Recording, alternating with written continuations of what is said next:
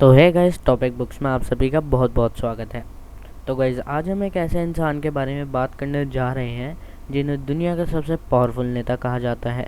तो गाइस, आप में से कुछ लोग समझ गए होंगे कि हम बात कर रहे हैं रशिया के प्रेसिडेंट व्लादिमीर पुतिन के बारे में। तो गाइस, अब हम बात करेंगे इनकी खूबियों के बारे में। तो गाइस, वह केजीबी के जासूस रह चुके हैं और मार्शल आर्ट में black belt holder, fighter plane उड़ाने वाला पायलट, निशाने लगाने वाले एक निशानेबाज, एक स्पोर्ट्स कार रेसर और हवा से बात करने वाले एक बाइकर, आइस हॉकी खेलने वाले एक खिलाड़ी, जंगली जानवरों से खेलने वाले, ठंडे पानी में तैरने वाला तैराक, स्कूबा ड्राइवर और तो और फ्राइंग पैन को अपने हाथों से मोड़ देने वाला पहलवान और दुनिया के सबसे पावरफुल नेता हैं। पुतिन ने 16 साल तक सोवियत संघ के अंडरकवर संस्था केजीबी में अधिकारी के रूप में काम किया, जहां वे लेफ्टिनेंट कर्नल के पद तक प्रमोट हुए। 1991 में रिटायर होने के बाद उन्होंने अपना शहर सेंट पीटर्सबर्ग में राजनीति में कदम रखा। 1996 में वह मॉस्को में प्रेसिडेंट बोरिस येल्त्सिन के प्रशासन में शामिल हो गए और अनएक्सपेक्टेड रूप से इस्तीफा दे देने के कारण 31 दिसंबर 1999 को रूस के कार्यवाहक प्रेसिडेंट बने। उसके बाद पुतिन ने वर्ष 2000 और फिर 2004 का प्रेसिडेंट चुनाव जीता। रशिया के कॉन्स्टिट्यूशन के द्वारा तय किए गए कार्यकाल सीमा की वजह से वह 2008 में लगातार तीसरी बार प्रेसिडेंट पद के चुनाव नहीं लड़ सके। 2008 में दिमित्री मेदवेदेव ने राष्ट्रपति चुनाव जीता और प्रधानमंत्री के रूप में पुतिन को नियुक्त किया।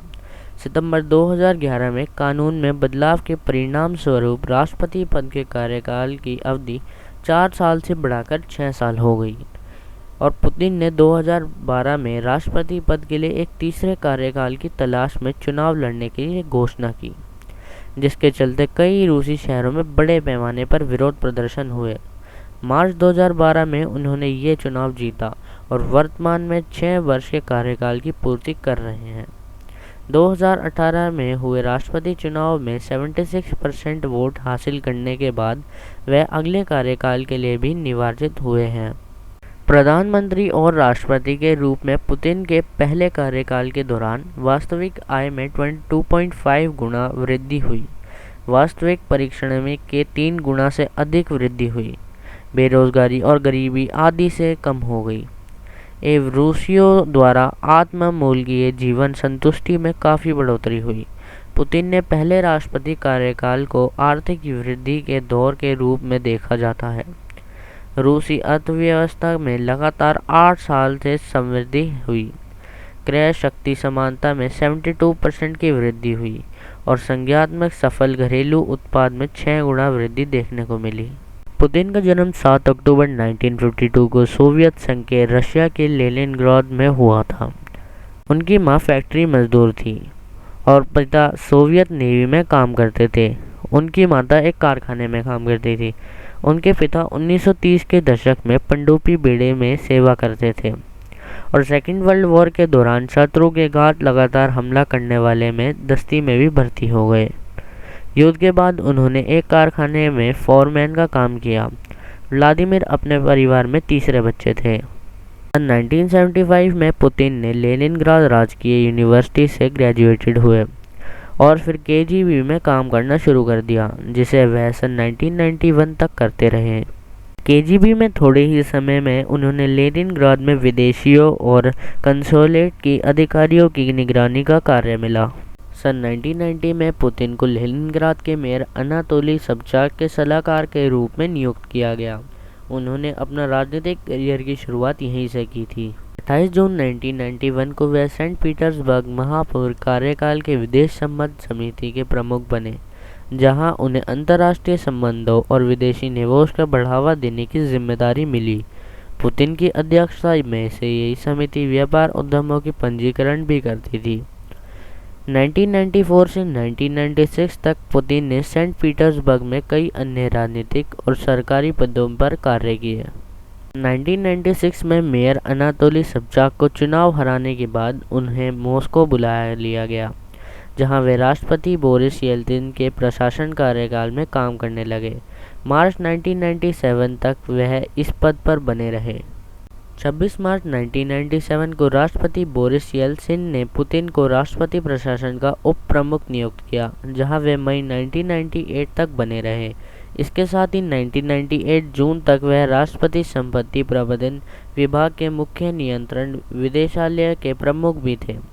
25 मई 1998 में पुतिन को संघीय सुरक्षा सेवा (FSB) KGB उत्तराधिकारी एनजीओ में से एक के प्रमुख के पद पर नियुक्त किया गया।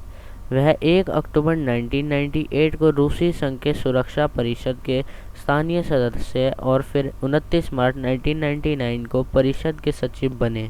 9 अगस्त 1999 को व्लादिमीर पुतिन की नियुक्ति 3 प्रथम उप प्रधानमंत्रियों में से एक के रूप में हुई और बाद में उसी दिन राष्ट्रपति बोरिस येल्त्सिन ने उन्हें रूसी संघीय सरकार के कार्यवाहक प्रधानमंत्री के रूप में नियुक्त किया। एक टेलीविजन संबोधन के राष्ट्रपति येल्त्सिन ने पुतिन को अपने उत्तराधिकारी के रूप में प्रस्तुत किया। उसी दिन पुतिन ने राष्ट्रपति पद का चुनाव लड़ने के लिए अपनी सहमति जताई। 16 अगस्त को स्टेट ड्यूमा ने पुतिन के पक्ष में 233 वोट देकर, जो कि साधारण बहुमत के लिए आवश्यक 226 से अधिक थे, प्रधानमंत्री के रूप में उनकी नियुक्ति को मंजूरी दी। इसी के साथ 18 महीनों के अंदर रूस के 5वें प्रधानमंत्री बने। शुरुआत में ही उन्होंने येल्त्सिन के समर्थक के रूप में देखा जाता था। बोरिस येल्त्सिन ने अन्य प्रधानमंत्रियों की तरह पुतिन ने अपने मंत्रियों को चयन खुद नहीं किया। उनका मंत्रिमंडल राष्ट्रपति प्रशासन द्वारा निर्धारित किया गया। इसी बीच रूसी चेचनिया में रूस में अलगाव की लड़ाई चल रही थी। रूसी सैनिकों ने चेचनिया पर जल्दी नियंत्रण कर लिया। पुतिन की कानूनी व्यवस्था की समर्थ छवि एवं चेचनिया में कड़े रुख के कारण उनकी लोकप्रियता काफ़ी बढ़ी। हालांकि औपचारिक रूप से वे किसी भी पार्टी से नहीं जुड़े थे। पुतिन ने नवाग्रेड यूनिटी पार्टी के प्रति अपना समर्थन जताया।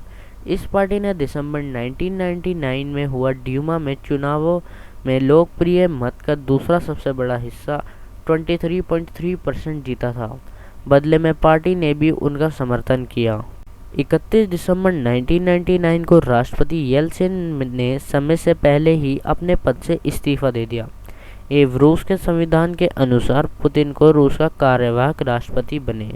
उसी दिन उन्होंने अपने पहले आदेश पर साइन किया, जिसके अनुसार ये सुनिश्चित किया गया था कि निवर्तमान राष्ट्रपति और उनके रिश्तेदारों के खिलाफ भ्रष्टाचार के आरोपों पर कार्रवाई नहीं की जाएगी। बाद में 12 फरवरी 2001 को पुतिन ने इस आदेश से मिलते जुलते संघीय कानून पर साइन किया, जिसने 1999 में दिए गए आदेश की जगह ली। पुतिन ने 7 मई 2000 को राष्ट्रपति कार्यालय संभाला।